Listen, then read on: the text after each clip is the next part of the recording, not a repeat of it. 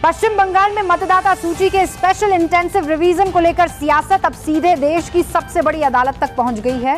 इस प्रक्रिया के खिलाफ ममता बनर्जी ने सुप्रीम कोर्ट का दरवाजा खटखटाया है।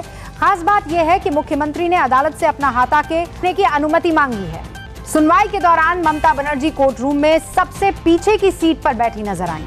उन्होंने स्पष्ट शब्दों में कहा कि मुख्यमंत्री और तृणमूल कांग्रेस की प्रमुख होने के नाते वह सुप्रीम कोर्ट की शिष्टाचार, प्रक्रिया और परंपराओं से पूरी तरह परिचित हैं और स्थापित नियमों के अनुसार ही आचरण करेंगी। इस मामले की सुनवाई मुख्य न्यायाधीश सूर्यकांत, न्यायमूर्ति जॉय माल्या बागची और न्यायमूर्ति विपुल पंचौली की पीठ करेगी। याचिका में ममता बनर्जी की सबसे बड़ी मांग यह है कि साल 2002 की मतदाता सूची से मैप किए गए किसी भी मतदाता का नाम केवल लॉजिकल डिस्क्रिपेंसी के आधार पर नई सूची से न हटाया जाए।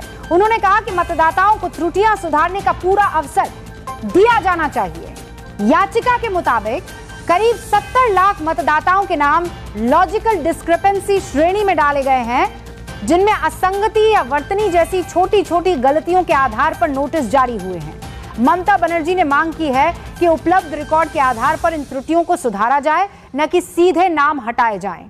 मुख्यमंत्री ने यह भी मांग रखी कि चुनाव आयोग स्पष्ट करे कि आखिर किन कारणों से मतदाताओं को लॉजिकल डिस्क्रिपेंसी श्रेणी में रखा गया और उनकी सुनवाई का शेड्यूल क्या है। इसके साथ ही याचिका में आरोप लगाया गया है कि जिन माइक्रो ऑब्जर्वरों की नियुक्ति बिना वैधानिक अधिकार के की गई है, उन्हें तुरंत वापस लिया जाए। ममता बनर्जी ने कहा कि इन माइक्रो ऑब्जर्वरों को एरो के काम में हस्तक्षेप से रोका जाए और उन्हें किसी भी तरह की वैधानिक शक्ति का प्रयोग न करने दिया जाए। अब तक उनके द्वारा उठाए गए सभी कदमों को अवैध घोषित करने की भी मांग की गई है।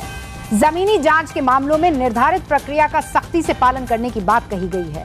ममता बनर्जी ने अदालत से अनुरोध किया है कि पहचान और निवास के लिए आधार कार्ड, स्थायी निवास प्रमाण पत्र, पंचायत निवास प्रमाण पत्र, परिवार रजिस्टर, सामाजिक आर्थिक जाति जनगणना का डेटा, भूमि या मकान आवंटन प्रमाण पत्र और राज्य सरकार द्वारा जारी अन्य दस्तावेजों को मान्य किया जाए।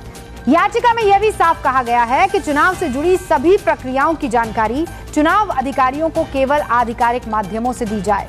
व्हाट्सएप जैसे अनौपचारिक तरीकों से निर्देश या सूचनाएं देना पूरी तरह बंद किया जाए।